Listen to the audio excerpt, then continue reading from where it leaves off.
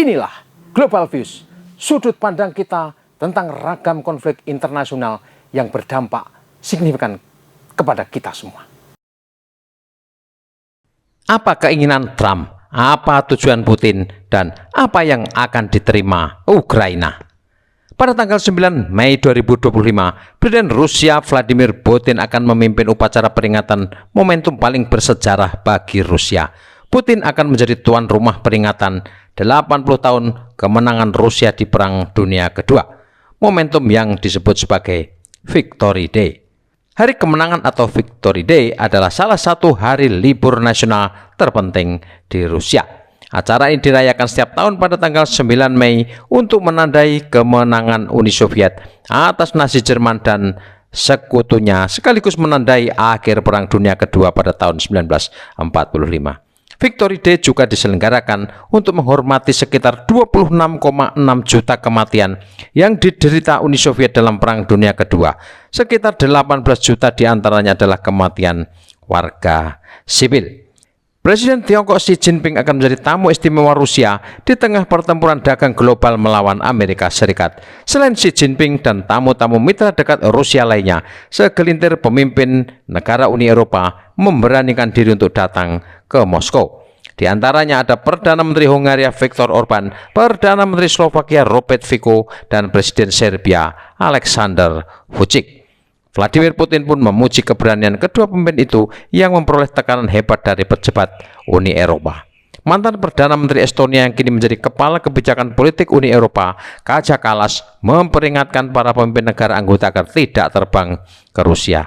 Sebaliknya, ia merekomendasikan agar mereka mengunjungi Kiev untuk menunjukkan solidaritas Eropa dengan Ukraina. Pejabat Uni Eropa lain dilaporkan mengancam akan menggagalkan tawaran keanggotaan bagi negara-negara kandidat yang para pemimpinnya menentang Brussel dalam masalah tersebut.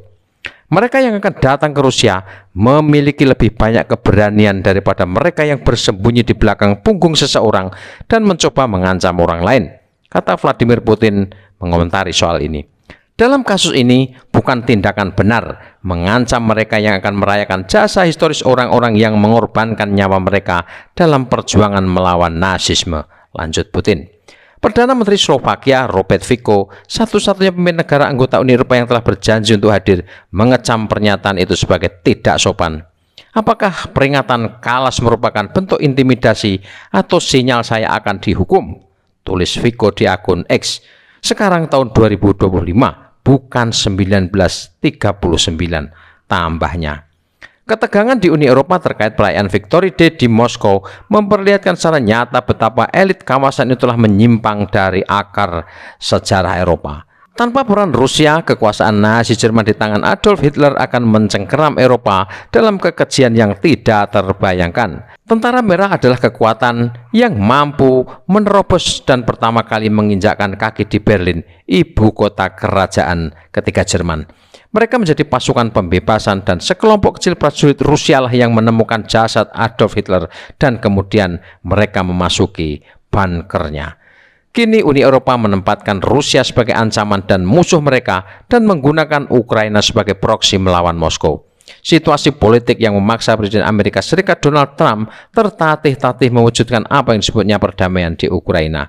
Sergei Poletaev, salah seorang pendiri dan editor proyek Fatpor, mengulas apa yang diinginkan Trump, Putin, dan apa yang kemudian kira-kira akan didapatkan oleh Ukraina. Artikelnya telah dipublikasikan di situs media Russia Today. Menurut Poletaev, Trump menginginkan kesepakatan, Putin menginginkan kemenangan, dan Ukraina akan mendapatkan apa yang pantas diterima oleh mereka. Karena kini Eropa terus mempersenjatai Ukraina dan sebagian elit Amerika mendorong eskalasi, perdamaian mungkin akan menjadi satu hal yang sulit diwujudkan bagi Washington. Tepat di hari-hari perayaan Paskah, Vladimir Putin mengumumkan gencatan senjata. Moskow menghentikan semua inisiatif serangannya selama 30 jam. Gencatan senjata versi Rusia itu kini telah berakhir. Sepanjang pelaksanaannya, Rusia dan Ukraina saling tuduh atas aneka pelanggaran dan saat pertempuran kemudian berlanjut di garis depan. Ini tampaknya menjadi pengingat yang jelas tentang betapa sulitnya mengakhiri perang yang sudah berlangsung 3 tahun lebih ini. Menurut Poletaev, di tengah permusuhan yang baru, rencana perdamaian yang telah lama dijanjikan Trump berbenturan dengan realitas geopolitik. Meskipun ada pembicaraan rahasia dengan Kremlin dan tekanan yang meningkat dari sekutu dan lawan, Trump belum menghasilkan kesepakatan yang tidak menyerupai kapitulasi yang bisa merusak posisi politiknya sendiri. Dengan serangan baru yang membayangi dan kesabaran yang menipis, pertanyaan sebenarnya sekarang adalah apakah opsi perdamaian masih ada di atas meja? Jika masih ada, akan mengikuti syarat siapa? Perbedaan mendasar antara Presiden Donald Trump dan pendahulunya Joe Biden adalah Trump benar-benar mencoba untuk menegosiasikan perdamaian yang berarti dengan Rusia. Ia tidak tertarik memperpanjang apa yang ia lihat sebagai kekalahan perang yang akan diwarisinya dari Joe Biden, dan ia bertekad mengakhirinya.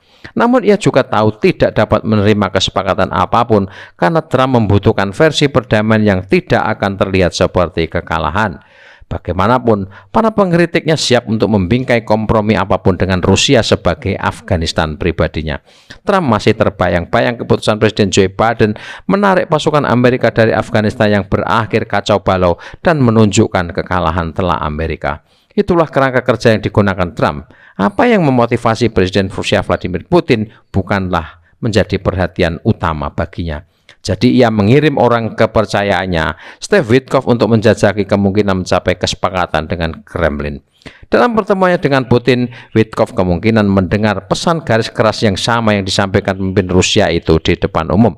Kabarnya, dalam percakapan telepon langsung dengan Trump, Putin mengemukakan perdamaian abadi hanya akan dapat dicapai dengan syarat-syarat Moskow.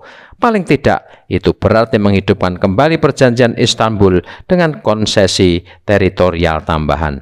Paling banter, itu melibatkan tuntutan besar Rusia pada tahun 2021 untuk menggambar ulang arsitektur keamanan Eropa Timur dan pada dasarnya membalikkan warisan Perang Dingin. Putin juga tampaknya berpikir ia dapat mengamankan setidaknya tujuan minimumnya melalui kekuatan senjata. Entah ia menggertak atau tidak, ia jelas menggunakan ancaman eskalasi untuk menekan Trump. Pesannya, keruntuhan Ukraina akan disalahkan kepada Anda. Ada satu cara untuk mencegahnya, buat kesepakatan dengan saya. Sebagai imbalannya, Trump dapat menjaga mukanya, memperoleh kemenangan ekonomi seperti konsesi dari proyek Nord Stream 2 dan mengklaim perdamaian selama masa jabatannya. Sementara itu, Trump mendapatkan apa yang benar-benar ia inginkan, mencairnya hubungan Amerika-Rusia, berakhirnya sanksi, dan yang terpenting, legitimasi tindakan Rusia di Ukraina. Jika konflik di masa depan muncul, ia akan berada dalam posisi yang lebih kuat. Belum lagi, hal itu akan menjadi pukulan telak bagi kaum globalis, musuh yang tampaknya dimiliki baik oleh Putin maupun Trump. Itulah yang Putin sampaikan, dan berdasarkan semua indikasi, itulah yang dibahasnya bersama Witkoff dalam pertemuan mereka selama 5 jam di Moskow. Witkoff di sisi lain tampaknya setuju. Ia mengatakannya saat tampil di Fox News pada tanggal 15 April 2025. Namun keputusan akhir ada di tangan Trump, bukan Witkoff. Trump kini menghadapi tantangan yang tidak mudah. Jika ia ingin membuat kesepakatan, bagaimana ia dapat memastikannya berhasil? Bukan hanya Ukraina dan Eropa yang mencoba menyabotase perundingan, tapi oposisi juga datang dari dalam kubu Trump sendiri. Ambil contoh Keith Kellogg. Ia mungkin akan beritahu Trump, Ukraina tidak akan pernah menerima perjanjian semacam itu. Ia dapat berargumen Eropa sepenuhnya berpihak pada Kiev, dan jika Trump benar-benar menginginkan perdamaian, ia harus membuat Putin menerima kehadiran militer Eropa di Ukraina. Lalu ada Menteri Luar Negeri Marco Rubio yang mungkin diam-diam tetapi tegas memajukan pandangan globalis. Perdamaian apapun harus berdasarkan ketentuan Barat, bukan ketentuan Rusia. Ia bahkan mungkin mengajukan sanksi baru dan paket bantuan militer lain untuk Ukraina. Situasi ini mengingatkan kita pada tahun 2016. Saat itu Trump tampaknya memiliki hubungan yang baik dengan Putin, tetapi akhirnya berdampak meningkatkan tindakan anti-Rusia di Amerika. Bedanya, saat ini posisi politik Trump di dalam negeri lebih kuat dibanding masa jabatan pertamanya, tetapi taruhannya tetap tinggi.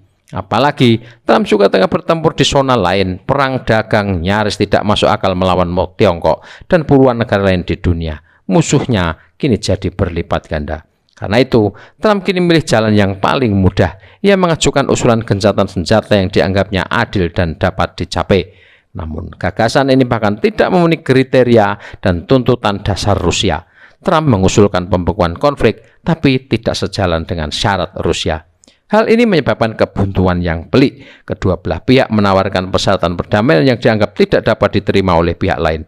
Sementara secara implisit, masing-masing mengancam eskalasi konflik akan berubah jika tidak ada kesepakatan yang dicapai. Trump mengancam akan menjatuhkan sanksi anti-Rusia yang paling keras jika perundingan gagal. Apakah ancaman itu serius atau tidak? Gedung Putih diam-diam telah menarik diri dari dukungan militer untuk Kiev. Kebocoran baru-baru ini menunjukkan tidak hanya keengganan, tetapi juga frustrasi yang meningkat dengan dorongan Eropa untuk melanjutkan pengiriman senjata. Ini masuk akal. Jika Trump mengesahkan bantuan baru untuk Ukraina, sepertinya dia melanjutkan kebijakan luar negeri Biden. Strategi yang berulang kali dia kecam sebagai bencana. Namun kekuatan globalis tampaknya berniat untuk menjebaknya ke dalam hasil yang persis seperti itu. Saat ini Moskow dan Washington tampaknya tidak mampu atau tidak mau mengambil tindakan. Saat ini Moskow dan Washington tampaknya tidak mampu atau tidak mau mengambil langkah-langkah yang berarti terhadap satu sama lain. Namun tidak ada yang ingin mengakui kegagalan atau memicu spiral eskalasi baru. Ini adalah permainan menunggu siapa yang akan mengalah lebih dulu. Kebutuhan itu tidak akan berlangsung selamanya. Trump akan segera perlu membuat keputusan tentang bantuan militer baru, sementara Putin diperkirakan akan meluncurkan serangan baru saat jendela musim semi panas terbuka. Jadi apa yang akan terjadi selanjutnya? Tidak akan ada sesuatu yang besar yang diharapkan terjadi sebelum pertengahan Mei. Rumor mengatakan delegasi tingkat tinggi Amerika mungkin akan menghadiri perayaan ulang tahun ke-80 kemenangan Perang Dunia Kedua di Moskow. Tapi ini bukan gaya Vladimir Putin untuk merusak pesta dengan berita buruk. Jika melihat skenario yang tidak terduga, ada 3 jalan masuk akal ke depan. Pertama, kembali ke urusan seperti biasa. Pembicaraan damai antara Rusia dan Amerika akan terhenti, dan itu memaksa Trump tetap pada jalurnya dan mendukung Ukraina. Serangan musim panas Rusia mungkin akan berlangsung lambat, seperti yang terjadi tahun lalu yang akan melemahkan pertahanan Ukraina seiring berjalannya waktu. Kedua, skenario Vietnam Selatan. Trump dan Putin membuat kesepakatan yang memungkinkan Trump melepas tangan dari Ukraina dan mengalihkan kesalahan ke Eropa dan Kiev. Gencatan senjata tidak akan bertahan lama, dan itu akan hanya tergantung pada jaminan pribadi antara kedua pemimpin, sementara konflik yang mendasarinya tetap belum terselesaikan.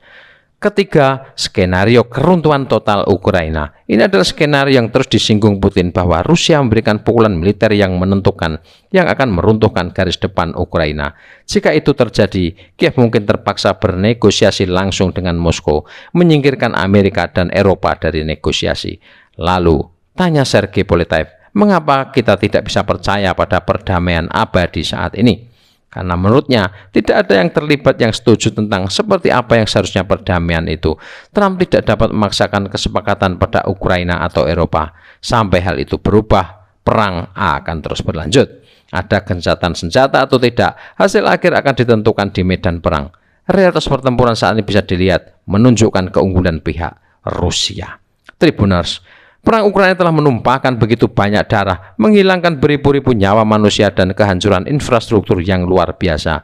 Ini adalah perang proksi yang menjadi puncak ketegangan antara Rusia melawan NATO dan Uni Eropa yang sangat agresif memperluas pengaruhnya ke Eropa Timur. Rusia sejak lama telah memperingatkan NATO agar tidak ke timur, sebab keadaan mereka di Ukraina akan memunculkan ancaman eksistensial bagi Rusia. Peringatan yang tidak pernah digubris NATO dan elit Uni Eropa, dan ini mantik Vladimir Putin mengirim mesin-mesin perangnya ke Ukraina. Karena itu, hanya pengakhiran perang atau perdamaian yang bersifat permanenlah yang diinginkan Moskow. Rusia tidak menyatakan minatnya untuk melanjutkan ekspansinya ke Eropa Barat, sesuatu yang selalu jadi mesin narasi propaganda elit di Paris, Berlin, London, dan Brussels.